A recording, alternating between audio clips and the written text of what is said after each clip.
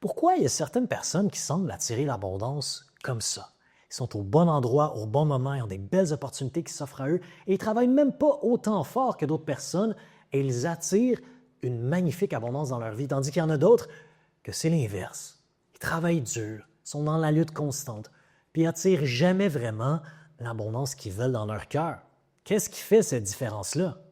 Selon ce que j'ai expérimenté dans ma vie, ce que j'ai étudié et ce que j'enseigne même aux gens que je coach, ce n'est pas une question de tactique, ce n'est pas une question de stratégie. Ça, c'est des choses que, oui, peuvent aider, mais ce qui est le plus important, c'est ce qui se passe à l'intérieur, ce qui se passe dans ton subconscient. Il y a des gens qui sont programmés pour attirer de l'argent dans leur vie, puis il y en a d'autres, inconsciemment, qui repoussent l'argent. Dans cette vidéo, je vais te parler de c'est quoi qui fait en sorte que tu repousses l'argent, peut-être subconsciemment, et quoi faire pour inverser cette dynamique-là et attirer l'abondance que tu veux vraiment dans ton cœur. Première chose que j'aimerais te parler dans cette vidéo, c'est ta définition de l'argent. Tout commence par ça. Pour toi, c'est quoi l'argent? Si je te pose cette question-là, c'est quoi l'argent? Peut-être que tu vas me dire, l'argent, c'est des billets, c'est du papier. Peut-être que tu vas me dire, l'argent, c'est des pièces de monnaie. Peut-être que tu vas me dire, l'argent, c'est des chiffres sur un écran, comme la cryptocurrency. Mais l'argent, si on va à son essence, c'est beaucoup plus que ça. Si on revient à un moment, il y a quelques années, peut-être des centaines d'années, où l'argent n'existait pas encore, qu'est-ce qui se passait? On échangeait, on faisait du troc. Et peut-être que moi, j'étais un pêcheur et j'utilisais mes ressources, mon imagination, mon organisation. J'allais engager des matelots pour aller sur l'océan et aller pêcher toute la journée. J'investissais mon énergie, ma créativité, mes ressources. Et j'allais en mer. Et je revenais au village. Et qu'est-ce qui se passait? Je revenais avec peut-être 300 poissons, 400 poissons. Et c'était une journée très fructueuse. Et quand j'arrive au village, il y a plein de gens qui voient les poissons que j'ai emmenés et ils veulent ce que j'ai emmené. Ils veulent la valeur que je viens de créer. Et c'est ce qui se passe. J'ai investi mon énergie, j'ai créé de la valeur dans le marché. J'ai emmené, j'ai produit quelque chose que les gens veulent. Et donc, ils sont prêts à m'échanger ça contre d'autres choses. Peut-être qu'il y a un boulanger qui a fait des miches de pain toute la journée et il a une centaine de miches de pain et lui, il me propose d'en échanger 2 contre 4 poissons. Donc, on peut voir qu'immédiatement, il y a une économie qui se crée, il y a un échange de valeur. Et le boulanger, lui, pour créer sa valeur, il a investi de l'énergie. Moi, pour créer ma valeur avec mes poissons, j'ai investi de l'énergie. Et l'argent, qui a été inventé un peu plus tard, c'était tout simplement pour simplifier ce processus-là. Donc, c'est quoi de l'argent? C'est une mesure de valeur. Mesure de valeur. Et la valeur, elle est créée par quoi? Par l'énergie qu'on a investie à produire. Okay? Si moi, je fais de la poterie et je prends toute la journée à créer un beau vase magnifique, bien, je viens de transformer quelque chose en valeur. J'ai investi mon énergie. Donc, l'argent, c'est une mesure énergétique. L'argent, c'est de l'énergie. C'est le premier point que je veux t'aborder dans cette vidéo. Parce qu'il y a des gens qui voient l'argent négativement. Mais l'argent, c'est neutre. L'argent, c'est tout simplement de l'énergie. Et les gens qui attirent de la richesse dans leur vie le voient comme ça. Ils voient ça comme une ressource qui peut être investie, qui peut être échangée, qui peut être multipliée. Et ils n'ont pas de problème à dépenser ou recevoir cet argent. Et là, on va aller un petit peu plus loin là-dedans. Donc, numéro 1, l'argent, c'est quoi? C'est de l'énergie. C'est de l'énergie. Et pense-y, OK? Juste toutes les transactions qui se passent en ce moment dans le monde. Il y a des millions de transactions qui se passent en ce moment. Des gens qui achètent des choses, des gens qui vendent des choses. Chaque transaction est déterminée par quoi? Par de l'énergie. Quel genre d'énergie? Le sentiment. Le sentiment. L'énergie en mouvement, de l'émotion. Chaque transaction est déterminée par un sentiment. Tu as envie d'acheter quelque chose, tu as envie de régler un problème que tu ressens. Donc, c'est l'énergie, c'est le sentiment. Et là, j'en viens à mon point numéro 2. Si l'argent, c'est de l'énergie et elle circule comme une rivière, qu'est-ce qui fait qu'on peut l'attirer vers nous ou la repousser? Eh bien, c'est simple. C'est notre énergie. C'est notre sentiment. Il faut vraiment que tu vois ça. Vois la belle rivière d'eau qui circule. Il faut que tu vois l'argent comme ça. C'est une rivière qui circule. C'est de l'énergie qui circule. Et toi, tu peux te brancher dans cette abondance-là qui est partout autour de toi. Et tu peux aussi t'en séparer. Comment est-ce qu'on fait pour se brancher dans cette abondance-là? Eh bien, on vient de le voir. Pour attirer de l'argent, c'est tout simplement qu'il faut investir de l'énergie, il faut créer de la valeur. Et là, le problème, c'est qu'il y a des gens qui sont complètement déconnectés de ce que j'appelle la conscience de la création. Pour créer de la valeur, il faut qu'on soit capable de vibrer à un certain niveau de conscience. Là, ici, je t'ai mis l'échelle des niveaux de conscience du docteur David Hawkins. J'espère que tu peux voir en passant. Sinon, je vais te mettre un diagramme à l'instant. Et ici, on peut voir que j'ai mis une petite ligne verte au niveau de courage ou au niveau de neutralité. Et tout ce qui est au-dessus de ça, c'est l'énergie qu'on doit être dedans pour créer de l'abondance. Okay? On doit être dans la bonne volonté, on doit être dans l'acceptation, on doit être dans la neutralité.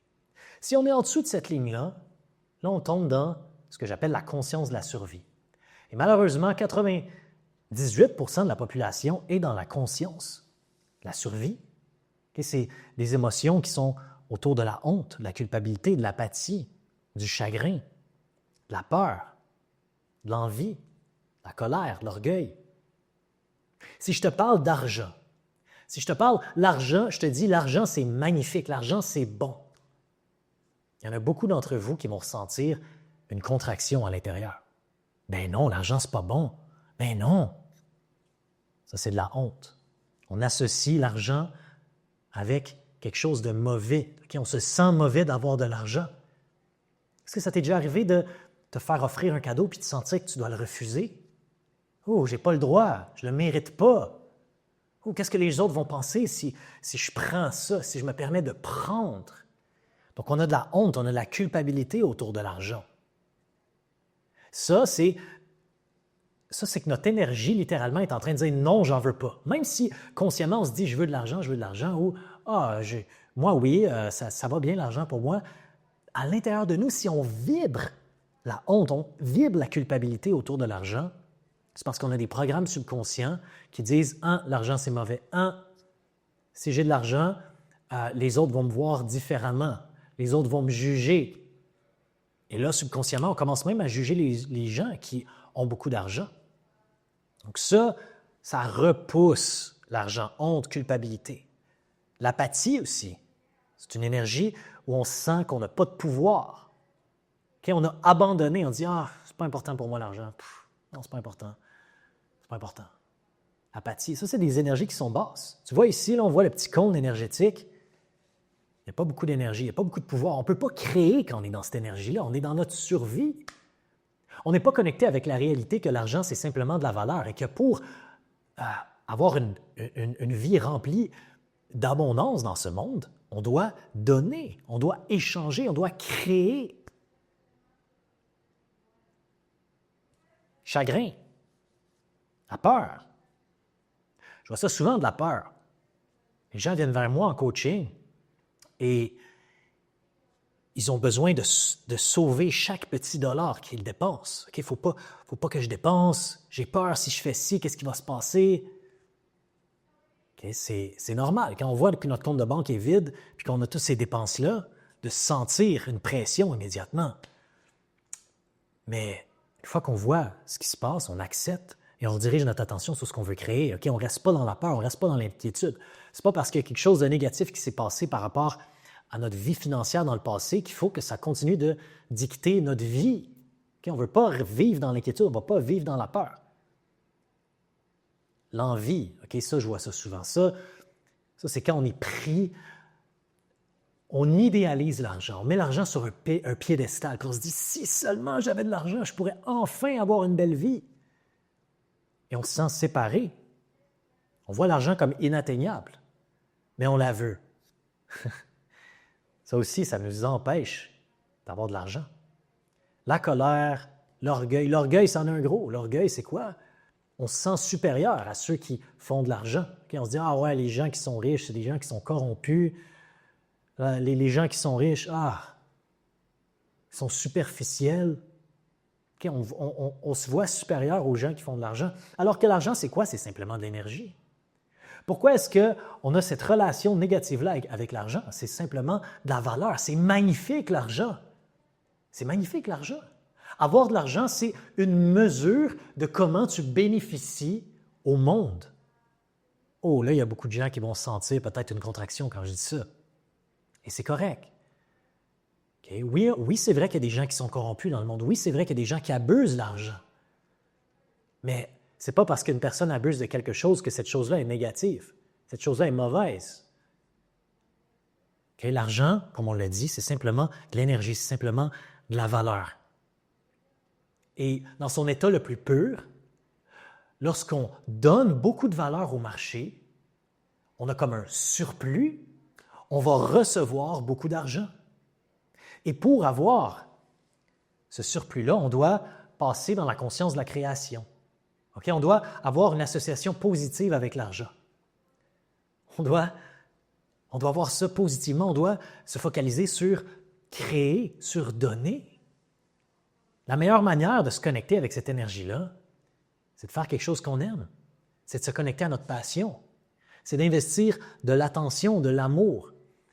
Et au lieu de toujours mettre notre attention sur nous-mêmes, parce que quand on est dans la conscience de la survie, ce qui se passe, c'est qu'on met notre attention sur nous-mêmes. Il faut que j'aille de l'argent, il faut que je prenne de l'argent, c'est une ressource qu'on doit prendre.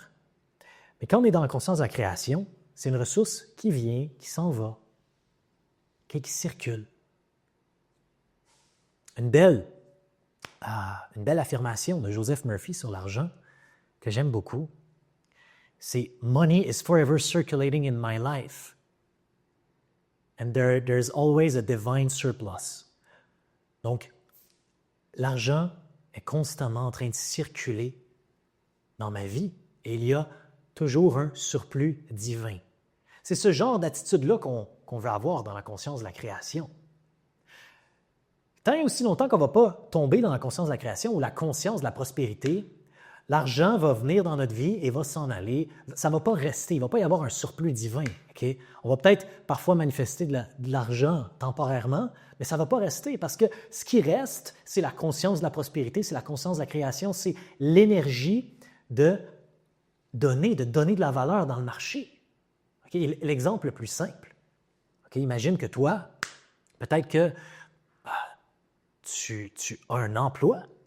Tu as un emploi et tu es un patron et tu te dis « Ah, mais là, je suis pris dans cette entreprise-là, je peux pas faire plus d'argent.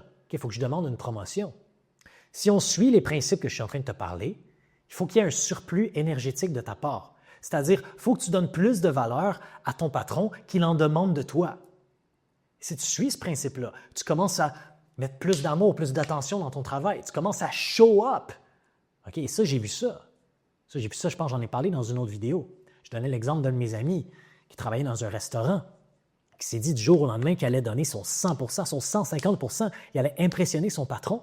Et quelques semaines plus tard, non seulement son patron voulait lui donner beaucoup plus en salaire, mais il ne voulait absolument pas qu'il s'en aille. OK, ça, c'est un exemple super simple.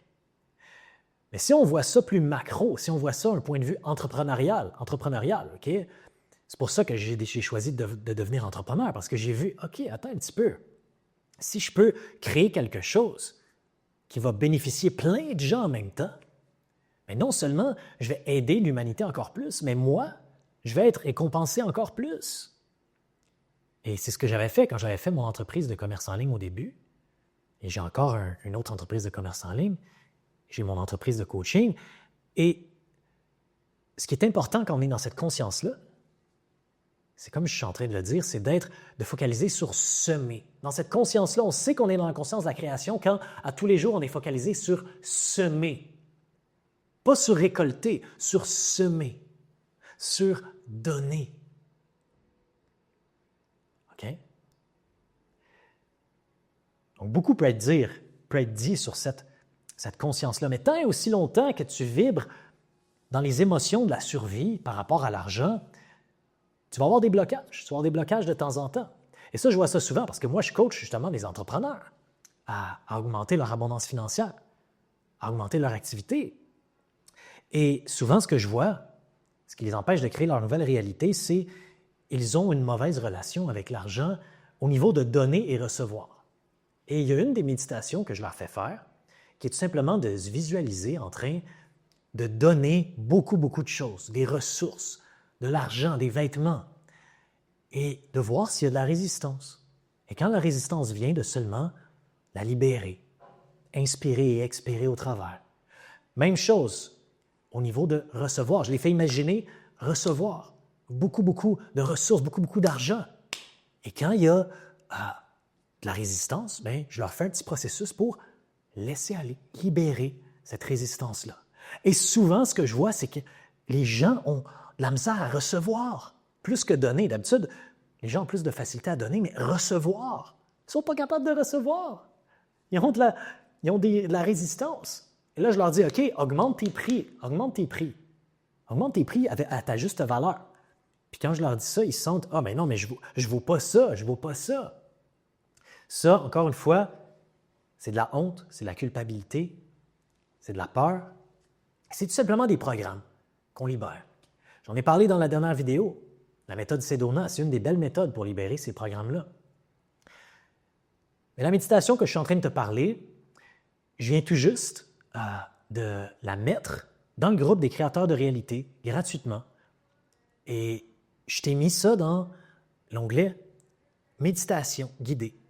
Et je t'invite à la faire. Je t'invite à la faire pour observer c'est quoi les blocages que tu as. C'est quoi les blocages que tu as au niveau de donner et recevoir. Et je t'invite à observer si tu es vraiment libre. Parce que tu ne peux pas tomber dans la conscience de la prospérité si tu n'es pas libre pleinement de donner ou de recevoir. Tu ne peux pas. Tu es déconnecté. Si tu as un blocage à donner, tu vas rester pris dans l'émotion de la peur. Parce que tu as peur de donner. Qu'est-ce qui fait que tu n'as pas envie de donner? C'est que tu sens que tu ne vas pas recevoir. Si tu t'empêches de recevoir, même chose, tu as un blocage. La conscience infinie, ton vrai moi, la source, l'univers est abondant. Regarde autour de toi, toute cette abondance-là. Va dans la nature, toute cette abondance-là. La nature donne. La nature donne et n'a pas peur de donner. Et c'est un cycle qui se continue, qui est perpétuel. On est né dans un univers abondant. On ne devrait pas avoir peur de donner, on ne devrait pas avoir peur de recevoir. Et quand je dis peur, je dis vraiment avoir une contraction. Okay? Ça ne veut pas dire de tout donner demain matin, ça ne veut pas dire de tout prendre. Okay? Mais ça veut dire que quand on donne, on est libre, on n'a pas un sentiment de contraction. Contraction. Quand on donne, on va avoir un sentiment d'expansion. Et si on fait ça, l'argent qui est de l'énergie va commencer à venir vers nous. Va commencer à venir vers nous naturellement. Quand on tombe dans la conscience de la création, l'argent va venir vers nous. Cher créateur, je t'invite à faire la méditation dans le groupe des créateurs de réalité, dans l'onglet Méditation guidée.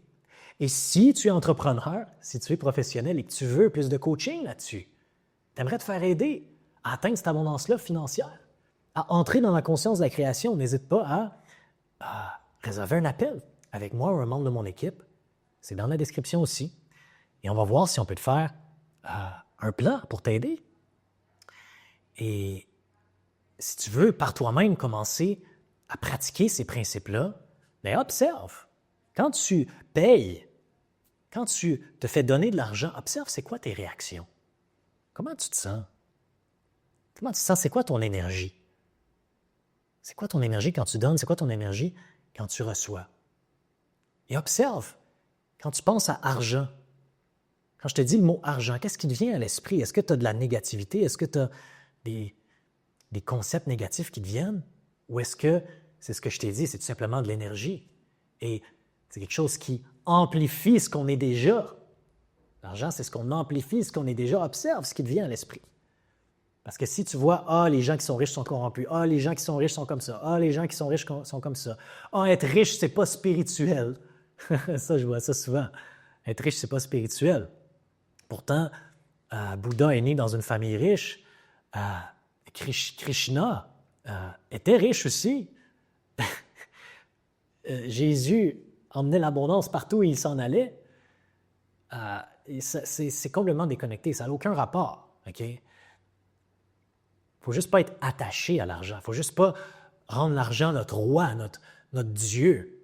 OK? Mais l'argent, c'est simplement une ressource. Comme n'importe quoi, on ne veut pas s'attacher à n'importe quoi. Ça ne veut pas dire qu'on ne peut pas le manifester en abondance puis l'utiliser pour le bien. Donc, j'en ai assez dit. Je peux parler encore beaucoup plus longtemps sur ce sujet et je vais parler beaucoup plus longtemps dans les prochaines vidéos parce que je remarque qu'il y a beaucoup de gens qui aiment ce sujet. Mais je t'invite à me dire en commentaire comment ça s'est passé, ta méditation. Et j'aimerais que tu me dises une croyance que tu as par rapport à l'argent que tu aimerais laisser aller aujourd'hui.